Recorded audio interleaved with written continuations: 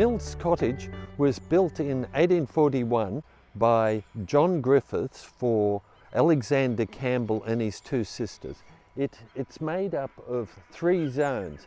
This middle zone is the first part of the cottage that was built in 41, and it's a residence. It's also built in 1841 is this much larger structure, which is a kitchen wing. In 54, they added another addition, a small additional bedroom. And then further on, if you look over here, this is a government building, this piece at the front.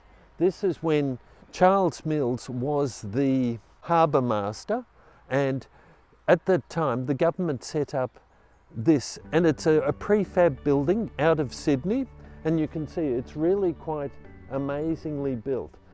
This collection of buildings is amazing. It is one of the earliest buildings in Victoria, and the bizarre thing is it's nearly all fully intact, and you just don't find it anywhere else in Victoria. So come with me and walk through. This is the kitchen quarters. The scale of this chimney is certainly not a domestic chimney. Now you'll find here all throughout this house there are this amazing layering collection of wallpaper. There's newspapers, wallpapers. They show so many stories. This is where Alexander Campbell and his two sisters live.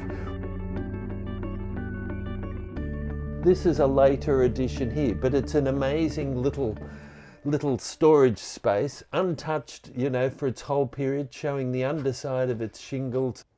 So come through to the little sitting room, and this is where we're showing lots of wallpapers, but we've revealed how the construction of roofing was working at that time period. So this is the end of the cottage as per the 1841 period, and here's a little link. Now we get into New South Wales high-style government buildings. This is the Harbour Master's office section of the building, and this is built in 1856 for the Harbour Master, John Mills. Yes, so this is Public Works building. Yeah, this would have been the Harbour Master's office.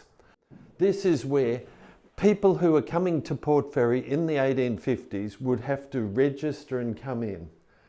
We've got a collection of things that have come out of the Maritime Museum and shows more wallpaper, but just things that have been found in the area. Now, I hope you've enjoyed this tour of Mills Cottage.